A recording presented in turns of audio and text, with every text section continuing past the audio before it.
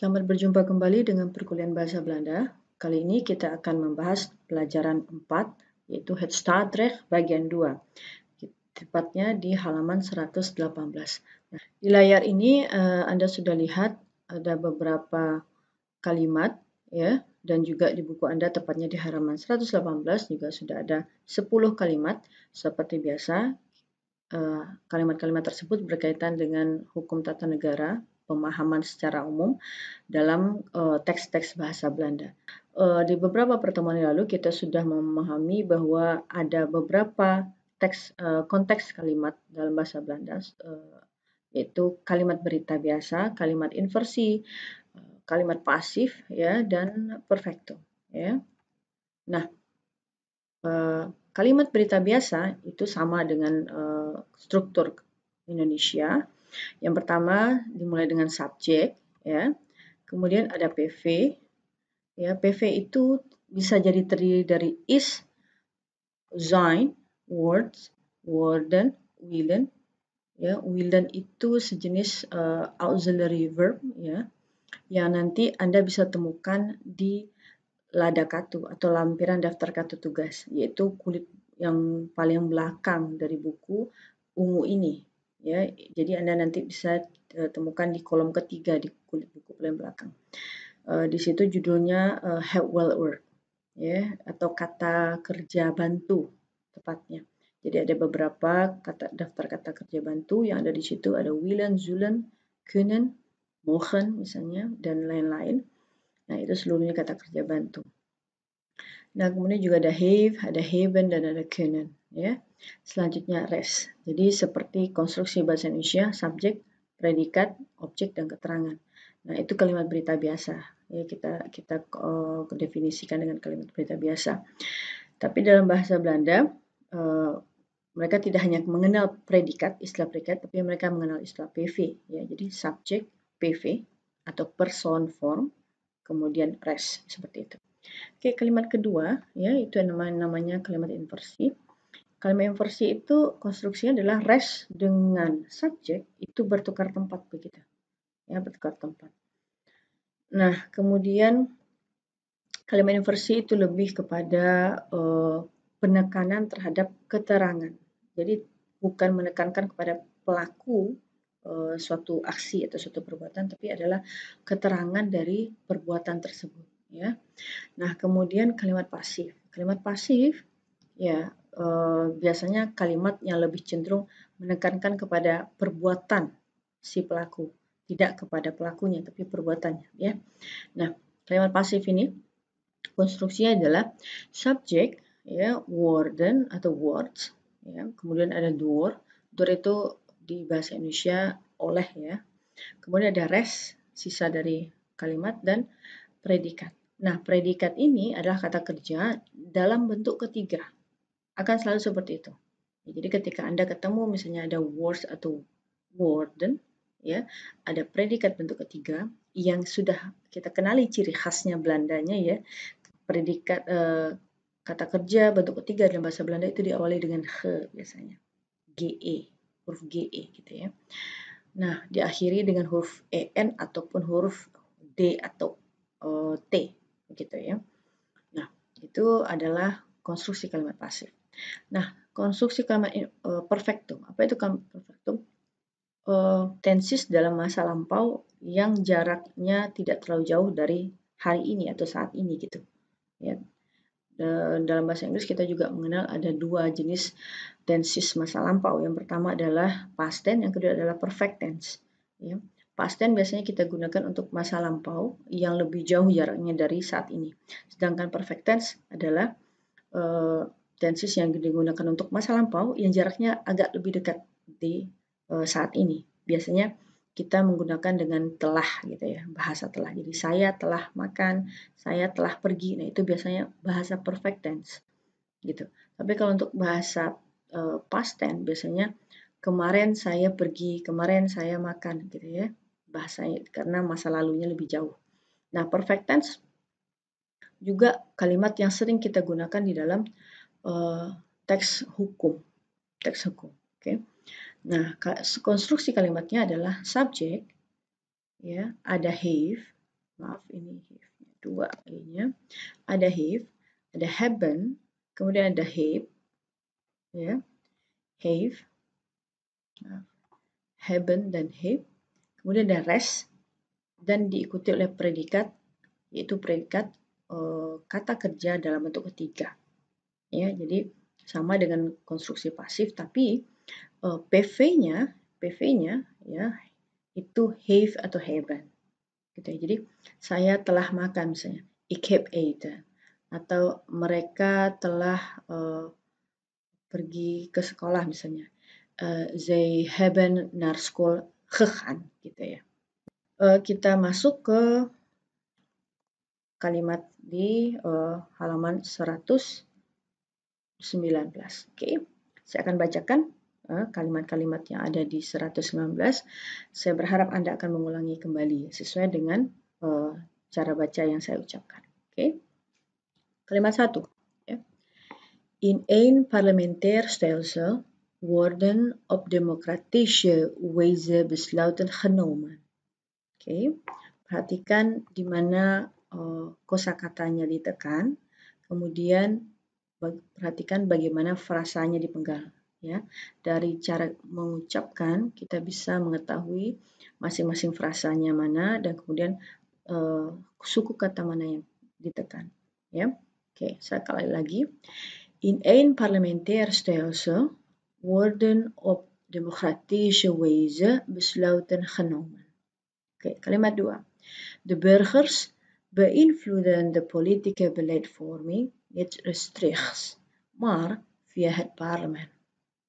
De burger beïnvloeden de politieke beleidvorming niet rechtstreeks, maar via het parlement. Kalimat 3. Dat wordt rechtstreeks gekozen door de burgers. Dat wordt rechtstreeks gekozen door de burgers. Oke, saya ingatkan untuk membaca burgers. Oke, burgers kita menerjemahkannya dengan warga negara dan itu tidak dibaca burger gitu ya, tapi huruf G kita baca KH dan U kita membaca agak sedikit huruf E gitu. E-nya burgers. Burgers. Oke. Yang keempat, de regering heeft het vertrouwen van het parlement gekregen bij haar aantreden. De regering heeft het vertrouwen van het parlement gekregen bij haar aantreden. Oke. Kalimat 5. De relatie tussen de centrale overheid en lagere overheden, zoals provincie en gemeente, is geregeld in het staatsrecht. De relatie tussen de centrale overheid en lagere overheden, zoals provincie en gemeente, is geregeld in het staatsrecht. Okay. Kalimat 6. De centrale overheid heeft namelijk niet alle macht aan zich getrokken. De centrale overheid heeft namelijk niet alle macht aan zich getrokken. Kalimat 7. Zij heeft aantal taken gedecentraliseerd. Zij heeft een aantal taken gedecentraliseerd. Kalimat 8. Een vorm van decentralisatie van macht is het verlenen van autonomie op bepaalde terreinen aan een lagere overheid. Een vorm van decentralisatie van macht is het verlenen van autonomie op bepaalde terreinen aan een lagere overheid. Kalimat 9. Dat is bijvoorbeeld het geval als provincie zelfstandig regelende en bestuurlijke bevoegdheden hebben. Dat is bijvoorbeeld het geval als provincie zelfstandig regelende en bestuurlijke bevoegdheden hebben. Kalimat 10. We spreken van medewoners als een lagere instelling meewerkt aan de uitvoering van een hogere regeling. We spreken van medewoners als een lagere instelling meewerkt aan de uitvoering van een hogere regeling. Sekarang kita akan coba membahas mengenai bagaimana terjemahan dan pemisahan frasa dari masing-masing kalimat ini, serta mana yang berfungsi sebagai subjek, PV maupun res dan predikat tentunya. Nah, untuk kalimat 1, ya, kalimat ini dimulai dengan in en parlementair stelsel. Nah, setiap kalimat yang dimulai dengan in, ya, dan kita tahu in artinya di dalam, ya, satu bentuk kata depan yang menunjukkan keterangan tempat, ya. Nah, kalau sudah kita mengetahui bahwa ini adalah keterangan tempat, maka konstruksi kalimat ini kita bisa mengidentifikasikan sebagai kalimat inversi karena dimulai dengan res, ya, keterangan gitu. Nah, kita tinggal mencari sampai di mana frasa dari res ini. Oke. Kita bisa penggal di sini gitu, seperti ini. Oh, sorry. Oke, di sini. Nah, kenapa sampai di sini? Karena warden, ya, seperti yang sudah kita berikan catatan-catatan, ini termasuk dari PV, gitu ya, termasuk dari PV. Nah, jadi PV-nya di sini warden dan op democratische wijze besluiten genomen. Nah, kata-kata op, ya, itu adalah kata depan, ya, yang menandakan tempat juga, ya. Jadi kalau Anda baca ladakatu di halaman belakang atau lampiran daftar tugas itu, di halaman kulit belakang di buku, nah Anda bisa nanti ketemu di kolom kedua tentang Verzetshel namanya. Verzetshel itu kata depan, ya, kata depan. Jadi ada in, ada op, ada an, for, van, segala macam. Nah, saya tidak meminta juga Anda untuk menghafal seluruhnya, tapi setidaknya Anda sering-sering membacanya sehingga itu bisa lebih familiar, ya, dengan Anda.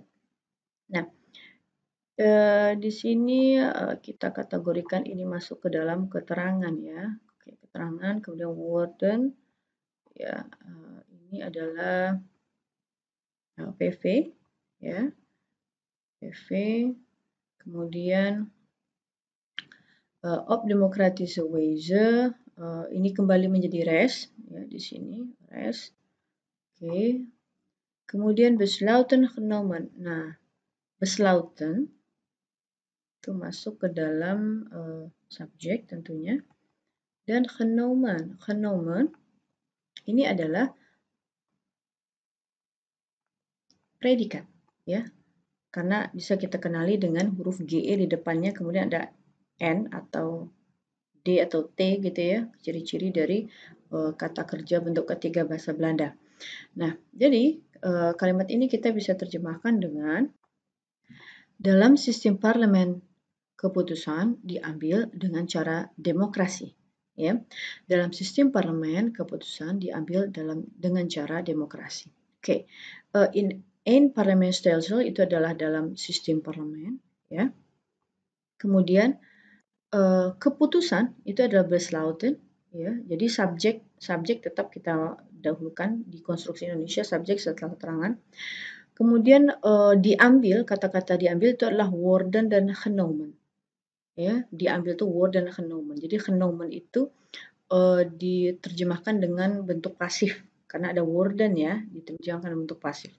Nah, kemudian dengan cara demokratis, ya, itu terjemahan dari op democratische wijze. Op democratische wijze. Oke. Nah, itu untuk kalimat 1, ya. Nah, untuk kata tugas dan kata penuh sendiri, ya, Anda bisa langsung identifikasi. Yang pendek-pendek biasanya kata tugas gitu ya, in, ein, kemudian ada worden, op, kemudian ya cuma 4 ya kata tugas yang ada di sini. Nah, selanjutnya kita masuk ke kalimat 2, ya. Kalimat 2 ini de burgers, ya, beïnvloeden de politieke beeldvorming niet rechtstreeks maar via het parlement. Kita terjemahkan dengan warga negara mempengaruhi kebijakan politik tidak secara langsung, tetapi melalui parlemen. Nah, ini konstruksinya adalah kalimat berita biasa. Kenapa? Karena diawali oleh subjek, yaitu de burger, begitu ya. Nah, kemudian beeinfluence kita terjemahkan dengan mempengaruhi, ya, berarti ini PV, ya, termasuk kata kerja yang paling dekat dengan subjek dan kita kategorikan itu sebagai PV atau persoalan forum. The political will for me need restrict. Nah, ini kemudian menjadi keterangannya. Marfiat parlemen tentu juga keterangan berikutnya. Ya, walaupun beda frasa begitu, ya. Karena ada dipisahkan oleh koma. Jadi ini bentuknya adalah dua kalimat ya, tapi kalimat berikutnya tidak memiliki subjek gitu ya, ataupun PV tertentu. Oke. Nah, the burgers berfungsi sebagai subjek ya. Kemudian beeinfluence berfungsi sebagai PV ya, dan the politieke beleidsvorming berfungsi sebagai res. Sehingga kalimat ini menjadi kalimat berita biasa yang tidak memiliki predikat ya, tidak ada kata kerja bentuk ketiga di kalimat dua ini. Oke, kita lanjut di kalimat 3. Nah, kita bisa menerjemahkan kalimat ini. Itu atau hal tersebut dipilih langsung oleh warga negara. Nah, jadi di sini itu ya, that kita terjemahkan dengan itu. Kemudian ada words ya. Berarti ini ciri-ciri kalimat pasif karena ada words ya. Di awal sudah dijelaskan. Nah, words bisa menjadi PV. Restrict gekozen. Gekozen ada huruf GE. Kemudian EN di belakangnya ya, ini berarti ciri-ciri dari verb 3. Kata kerja bentuk ketiga bahasa Belanda ya. Dan door gekozen. Door de burgers. Nah, ini ada door, ya berarti ini adalah bentuk keterangan, gitu, bentuk keterangan oleh warga negara seperti itu. Jadi itu that, kemudian words itu kaitannya dengan gekozen, ya berarti ini adalah konstruksi pasif tentunya, ya konstruksi pasif, ya. Jadi hal tersebut dipilih, gekozen dipilih. Restrict langsung oleh warga negara ya, de burger. Kemudian ini kita bisa kategorikan sebagai subjek ya. Words tentu menjadi PV ya, karena dia paling dekat dengan subjek ya. Restrict kemudian menjadi keterangan lagi. Gekozen karena ini verb 3 ya, verb 3 dan dia kemudian menjadi predikat tentunya. De burger menjadi res. Oke. Nah, kita masuk di kalimat 4. Ya, kalimat 4 kita bisa terjemahkan dengan pemerintah telah mendapatkan kepercayaan dari parlemen sejak masa aktifnya. Ya. The regering heeft. Nah, ada kata-kata have di sini ya. Berarti ini adalah konstruksi perfectum ya, kalimat perfectum ya. Nah, ini sudah berarti menjadi PV. Kemudian het vertrouwen van het parlement gekregen. Ada gekregen. Ini lagi-lagi ada ciri-ciri GE huruf N di belakangnya. Ya, ini pasti adalah kata kerja bentuk ketiga. Oke, nah ini pasti udah predikat di sini. Kemudian behar aantreden, ini pasti udah keterangan ya. Subjeknya mana? Ya, berarti ini menjadi subjek the regering. Oke, the regering. Yang kita terjemahkan dengan pemerintah. Nah, het vertrouwen tentu saja ini adalah res juga ya. Oke. Nah, pemerintah telah mendapatkan the regering, pemerintah heeft itu kaitannya nanti dengan gekregen, sehingga kita menerjemahkannya dengan telah mendapatkan ya. Kemudian het vertrouwen adalah kepercayaan, jadi ini kata benda, van het parlement dari parlemen ya. Bij haar aantreden sejak masa aktifnya, begitu. Oke. Nah, kita masuk di kalimat 5 ya. De relatie tussen de centrale overheid en lagere overheden, zoals provincie en gemeente, is geregeld in het staatsrecht. Hubungan antara pemerintah pusat dengan pemerintah-pemerintah yang lebih rendah seperti provinsi dan kota praja diatur dalam hukum tata negara seperti itu. Nah, kita lihat di sini the relasi tussen bla bla bla bla bla, kemudian ada is, ya. Nah, saya selalu ingatkan kalau ada is dalam satu konstruksi kalimat, curigailah itu dia menjadi PV gitu ya, PV. Nah, kemudian geregeld, ya. Nah, ini ada GE lagi di sini. Ini ciri-ciri verb 3.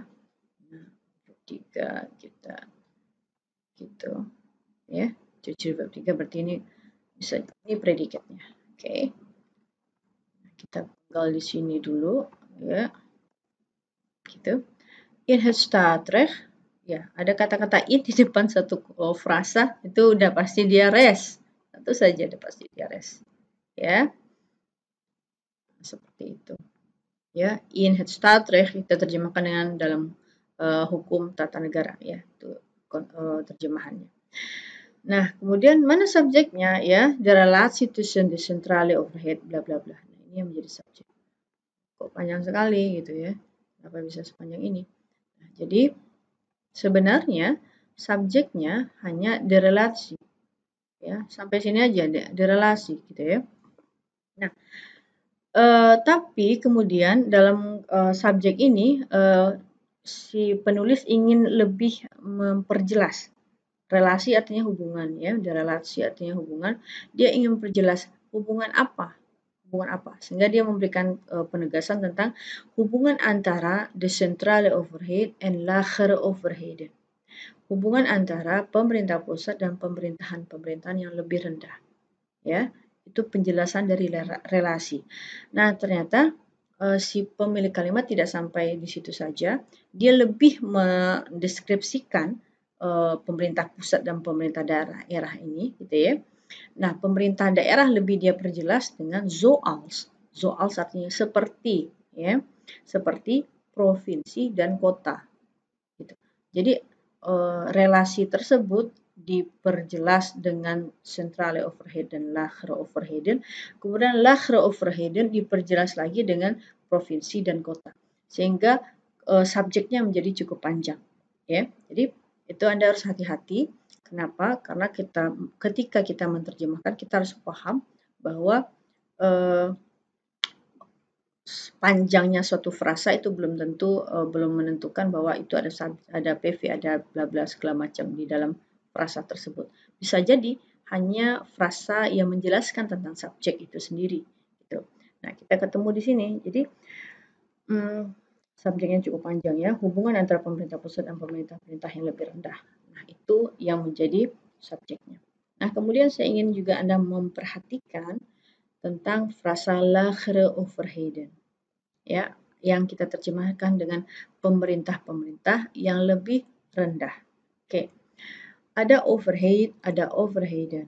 Ya, overhead itu artinya pemerintah dalam bentuk tunggal, satu, pemerintah. Ada overheden. Overheden adalah bentuk jamak dari overhead. Ya, bentuk jamak dari overhead. Nah, lagere adalah kata sifat yang kata dasarnya adalah lah. Oke. Nah, perubahan dari lah menjadi lagere adalah karena kata sifat lah mengikuti kata benda overheden. Ya, jadi dia menjelaskan pemerintah yang mana, pemerintahan yang lebih rendah. Sehingga kata sifat lah diberikan huruf E di belakangnya. Kemudian kata sifat tersebut lebih menjelaskan lagi bahwa tidak hanya sekedar pemerintahan yang rendah, tapi pemerintahan yang lebih rendah. Sehingga ada konstruksi komparatif, ya, di dalam kata sifat tersebut. Konstruksi perbandingan, lebih rendah, lebih tinggi, lebih baik, lebih buruk, gitu ya. kata-kata lebih menandakan itu kata sifat yang menunjukkan komparatif, perbandingan, gitu ya, perbandingan. Ada kata-kata lebih dari dan segala macam. Nah, untuk kalimat Belanda, konstruksi Belanda, kata-kata sifat yang komparatif itu diberikan tambahan er, lager, lager. Nah, kalau dia sudah ditambahkan er dan kemudian juga ada kata benda yang mengikuti kata sifat itu, maka menjadi konstruksinya lager re. Begitu, seperti ini. Jadi tidak lah saja lagi ya, yang kata dasarnya adalah lah, tapi lager re. Oke. Begitu kira-kira ya. Nah, kita lanjutkan untuk kalimat 6 ya. De centrale overheid heeft namelijk niet alle macht aan zich getrokken. Kita terjemahkan dengan pemerintah pusat dalam hal ini tidak memiliki semua penguasaan pemerintahan pada dirinya. Nah, pemerintah pusat kita tahu de centrale overheid itu udah pemerintah pusat ya terjemahnya dari awal. Nah, ini pasti menjadi subjeknya ya. Oke, overhead. Nah, ini subjek di sini. Kemudian heeft, ya, heeft ada getrokken. Heeft ada getrokken. Berarti ini konstruksi kalimat perfectum. Oke. Nah, heeft itu pasti menjadi dia PV di sini, ya. Kemudian namelijk in alle macht aan bla bla bla. Ini sampai sini berarti dia menjadi res. Oke. Ini menjadi res, ya. Dan selanjutnya getrokken tentu menjadi predikat, ya, karena ini adalah verb bentuk ketiga, verb bentuk ketiga dari treken, treken, ya. Nah, kalimat ini, ya, tidak sepenuhnya bisa kita terjemahkan dengan perfectum, karena pada terjemahan tidak pas kita terjemahkan dengan perfectum, ya. Jadi kita tidak memasukkan kata-kata telah menguasai gitu, tidak seperti itu ya. Jadi kita tetap memakai konstruksi nyamannya terjemahan Indonesia seperti apa. Oke. Baik, kita masuk di kalimat 7. Ze heeft een aantal taken gedecentraliseerd. Kita terjemahkan dengan dia telah mendesentralisasikan sejumlah tugas-tugas. Oke. Have ada di sini. Nah, kita tahu nih, udah langsung tahu bahwa ini adalah PV-nya ya. Kemudian ada bla bla bla bla huruf D. Nah, kita juga tahu ini bentuk verb 3. Ya kan? Ciri khasnya verb 3 bahasa Belanda. Nah, oke. Nah, berarti selain ini ze yang menjadi subjek kan kalau nggak ze kan ada een aantal taken ya. Nah, pasti ini bentuknya konstruksi kalimat biasa sehingga ze bisa jadi subjek. Een aantal taken itu adalah keterangan. Oke.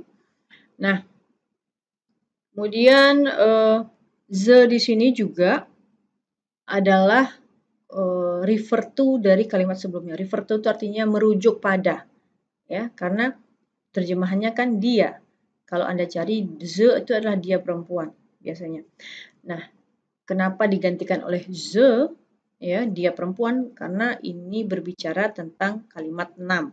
Kita baca, pemerintah pusat dalam hal ini tidak memiliki semua penguasaan pemerintahan pada dirinya. Dia telah mendesentralisasikan sejumlah tugas-tugas. Kata-kata dia di sini merujuk kepada pemerintah pusat yang ada di kalimat 6. Ya. Kenapa digantikan oleh dia, pemerintah pusat tersebut? Karena pemerintah pusat di Belanda itu beberapa ratus tahun itu adalah ratu, sehingga mereka lebih memberikan kata ganti ze kepada sang ratu tersebut atau kepada pemerintah pusat gitu ya. Dianya dia perempuan. Nah, jadi Anda juga sudah diperkenalkan dengan konstruksi kata ganti orang atau kata ganti subjek ya. Nah, kemudian untuk kalimat 8. Een vorms van decentralisatie van macht is het verlenen van autonomie op bepaalde terreinen aan een lagere overheid. Kita terjemahkan dengan sebuah bentuk dari desentralisasi kekuasaan adalah memberikan otonomi pada bidang-bidang terbatas kepada pemerintah yang lebih rendah. Ya. Oke, ini memang kalimatnya agak panjang dan juga banyak keterangan, ya. Anda bisa lihat ada of juga di sini, ya. Kemudian ada juga an. Ini keterangan, ya. Kalau kita kategorikan kata, dia masuknya kata tugas itu tentunya. Nah, yang penting kita cari dulu PV-nya, ya. Karena ada is di sini, kita bisa langsung identifikasi. Ini biasanya PV-nya kita. Oke, kita tandai dulu. Kemudian yang mana subjeknya? Ya, apakah yang sebelah kanan PV atau sebelah kiri PV? Ya. Nah, terjemahannya adalah sebuah bentuk dari desentralisasi kekuasaan. Adalah bla bla bla bla. Nah, oke. Kemudian yang mana keterangannya? Ya, Verlenen van autonomy, bepaalde terreinen, bla bla bla bla bla. Tentu ini bisa menjadi keterangan. Jadi sebenarnya ini konstruksi kalimat biasa. Ya, tapi diberikan penjelasan. Nah, yang mana sebenarnya? Jadi subjeknya cuma inform saja, itu cukup. Tetapi si penulis pengen menjelaskan sebuah bentuk. Sebuah bentuk apa? Sebuah bentuk dari desentralisasi kekuasaan. Jadi dia menjelaskan sebuah bentuk. Sampai situ selesai sebenarnya tugas dia menjadi subjek, ya. Tapi si penulis ingin menjelaskan sebuah bentuk dari desentralisasi. Dari desentralisasi yang mana? Dijelaskan lagi, van macht, dari kekuasaan. Jadi desentralisasi bisa jadi ada macam-macam jenis desentralisasi. Tapi bukan sembarang desentralisasi. Ya, desentralisasinya adalah desentralisasi kekuasaan. Jadi dijelaskan lagi. Oke? Keterangan yang menjelaskan juga, yang memberikan penjelasan. Kemudian het verlenen. Het verlenen. Frasa dari res ini yang cukup panjang, ya. Dimulai dari memberikan. Verlenen artinya memberikan, ya. Nah, sebenarnya frasa itu selesai di situ, ya. Jadi sebuah bentuk dari desentralisasi kekuasaan adalah memberikan otonomi, ya, memberikan otonomi. Sebenarnya selesai di sini, oke. Tetapi si penulis pengen menjelaskan otonomi apa? Otonomi apa? Nah, otonomi op bepaalde terreinen, pada bidang-bidang terbatas. Sebenarnya juga selesai di situ, tapi juga ditambahkan keterangan lagi, ya. Pada bidang-bidang terbatas, kemudian kepada pemerintahan yang lebih rendah. Aan een lagere overheid. Ya, kepada pemerintahan yang lebih rendah. Nah, jadi Anda sekarang sudah diperkenalkan kepada, jadi frasa itu kemudian memberikan penjelasan lebih detail lagi terhadap kalimat-kalimat itu. Gitu, ya. Jadi kalau seandainya Anda ingin memenggal dari frasa ini menjadi seperti ini, ya. Keterangan pun bisa dipenggal tentunya, ya, seperti ini. Oke, frasanya. Inform sebuah bentuk apa misalnya kan? Desentralisasi van Macht seperti itu. Ya, bisa dipenggal seperti itu. Di setelah subjek pun tentu saja kita bisa penggal, ya, itu lebih pas untuk dipenggal. Oke, baik. 9. Dat is bijvoorbeeld het geval als provincies zelfstandig regelende en bestuurlijke bevoegdheden hebben. Terjemah.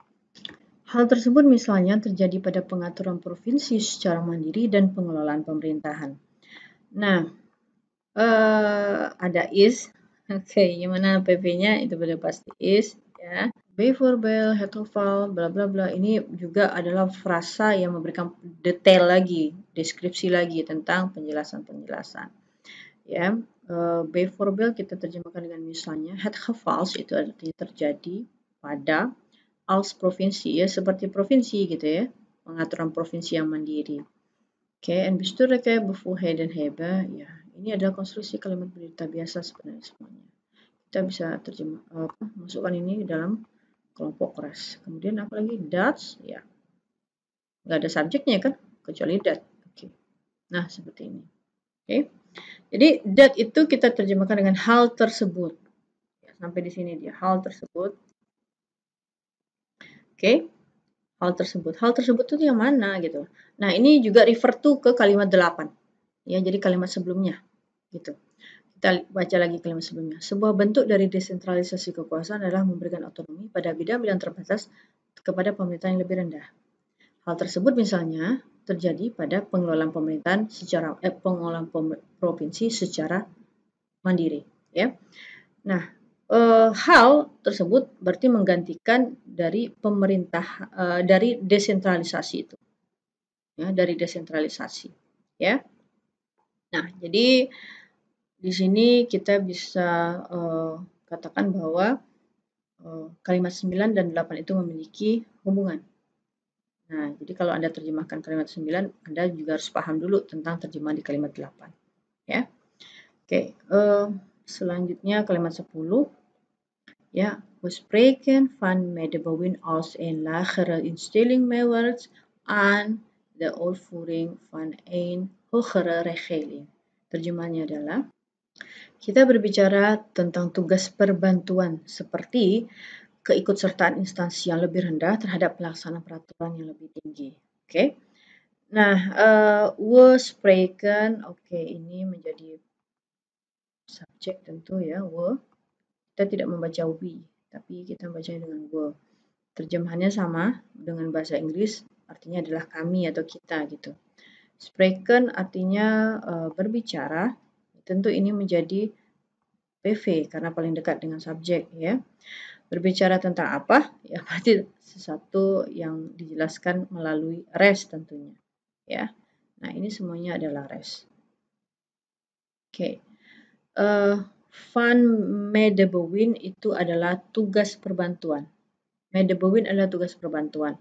Kemudian als itu artinya seperti, ya. Lagere instelling, instelling itu adalah instansi, ya. Ya, instansi yang lebih rendah. Jadi lagere kita udah tahu dari awal, lagere yang lebih rendah. Meewerkt itu adalah keikutsertaan, ya. Aan de uitvoering van een hogere regeling itu adalah hogere itu lawan dari lagere, ya. Lagere lebih rendah, hogere lebih tinggi, begitu, ya. Dan sebentar, satu lagi, ini adalah predikat, sorry, terlewat tadi. Nah, ini adalah predikat, ya. Ini adalah kata kerja yang bisa dipisahkan. Nanti kita pelajari tentang kata kerja yang bisa dipisahkan. Nah, jadi demikianlah penjelasan mengenai pelajaran keempat, ya. Baik Bapak Ibu, sampai di sini perkuliahan kita kali ini. Saya berharap Anda paham dengan penjelasan saya dan semoga bermanfaat. Sampai jumpa.